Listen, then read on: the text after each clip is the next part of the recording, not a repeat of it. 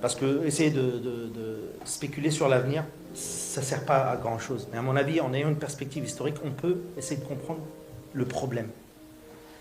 Le problème de ce pays, c'est que le petit Liban, le mont Liban, c'était seulement des Druzes et des chrétiens. Il y avait une minorité de chiites et de sunnites, mais ceux qui gouvernaient vraiment le mont Liban, c'était les Druzes et les maronites. En élargissant les frontières de ce pays, on a élargi le problème. Parce que déjà, il y avait une confrontation confessionnelle entre Druzes et maronites au mont Liban. Des guerres civiles entre Druzes et maronites. En élargissant les frontières, pour des raisons économiques, l'Église a demandé ça, elle a demandé ça à la France, d'accord, qui était mandataire du pays à l'époque. Eh bien, on a élargi le problème. On a élargi la confrontation. On a augmenté le nombre d'acteurs qui sont impliqués dans la confrontation. Ça, c'est la première chose. Donc, on a des sunnites en plus, des chiites en plus, qui ont intégré ce pays qui est devenu un petit peu plus grand. Alors, ça aurait été résolu si on avait réellement pu créer une identité nationale libanaise à proprement parler. D'accord. Et voilà, quand il y a eu la guerre avec l'Iran, j'étais en train de terminer les dernières phrases. Donc là, il y a encore eu des événements. Les événements s'enchaînent depuis 2 ans maintenant. Ce qui est clair en tout cas, c'est que depuis maintenant 2023, depuis le 7 octobre, nous sommes rentrés dans une nouvelle phase dans cette région. Israël agit de manière maintenant très belliqueuse envers son voisinage. Peut-être aussi l'extrême droite israélienne se projette dans des ambitions expansionnistes. Et ça, c'est ce qui est le plus dangereux et le plus imprévisible, justement. Donc quand on voit qu'à la tête d'Israël, qui est la première puissance militaire dans la région, on a une extrême droite qui agit surtout avec des idées dogmatiques, doctrinales, et qui a toute cette puissance, on ne peut pas prévoir comment les choses vont évoluer. Tout dépend, à mon avis, de certains facteurs, notamment le soutien des États-Unis. Jusqu'à quand les États-Unis pourront soutenir Israël dans son offensive contre pas seulement le Hezbollah. Le Hezbollah est un élément parmi d'autres. Vous avez ce qui se passe à Gaza, vous avez ce qui se passe au Liban.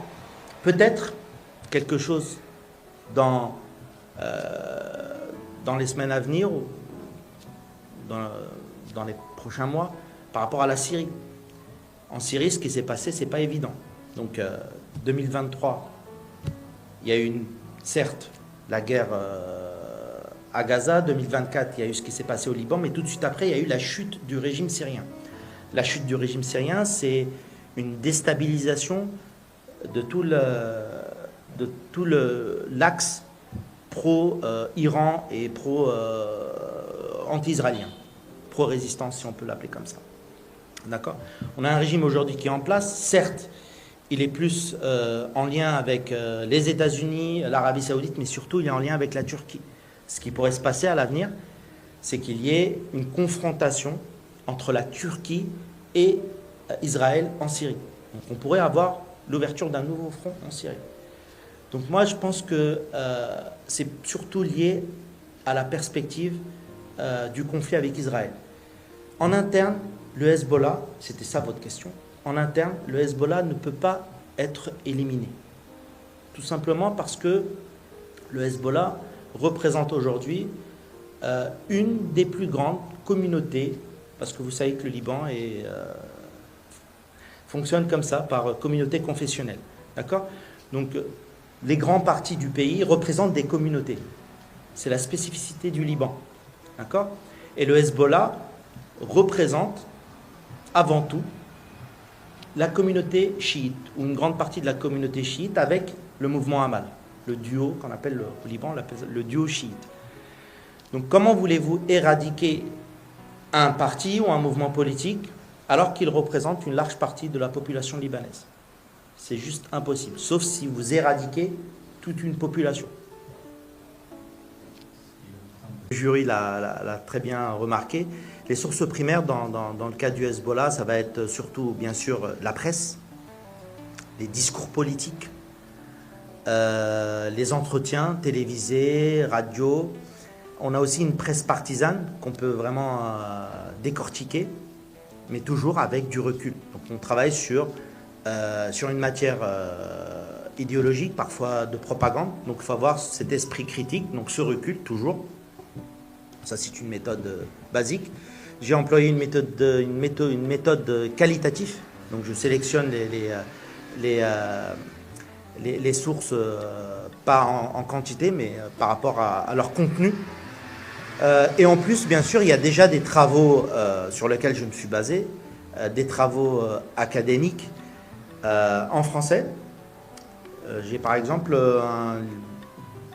il y a un bouquin qui est pas mal, qui est pas, je dirais, qui a une approche semblable à la mienne d'une certaine manière, et en tout cas qui n'a pas cette arrière-pensée idéologique par rapport au Hezbollah. C'est l'ouvrage de Aurélie Daher, qui est politologue, franco-libanaise aussi.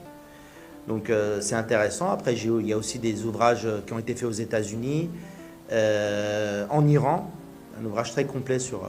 donc voilà, il y a déjà des ouvrages académiques sur lesquels on peut commencer à construire quelque chose. Et ensuite, l'originalité réside vraiment dans la matière primaire, les iconographies. Si vous rentrez dans ma thèse, alors dans le livre ça va être compliqué, il n'y a pas de photos, on ne peut pas mettre de photos parce qu'il y a des droits d'auteur, des trucs. Mais si vous jetez un coup d'œil sur, après avoir lu le livre, jetez un coup d'œil sur la thèse et vous verrez le nombre d'images, d'affiches de propagande qui ont été analysées, décortiquées, d'archives, des photographies d'archives qui ont été aussi mobilisées. Donc oui, c'est un travail que je trouve personnellement assez solide sur le plan des sources. Voilà. On l'a évoqué comme option. Mais en tout cas, dans l'État fédéral, les divisions, les États fédéraux ne sont pas forcément des États ayant une appartenance confessionnelle. Il peut y avoir des États où il y a vraiment une majorité de musulmans ou une majorité de chrétiens, mais il peut y avoir aussi des États fédéraux où c'est très mixte. D'accord ? Comme à Beyrouth, par exemple. Beyrouth, c'est très mixte. On peut imaginer un État fédéré qui n'ait pas une identité propre sur le plan confessionnel. Donc le Sud, et plus largement que le Sud, est occupé et que l'armée libanaise intervient militairement contre le Hezbollah, là on rentre dans un scénario très difficile.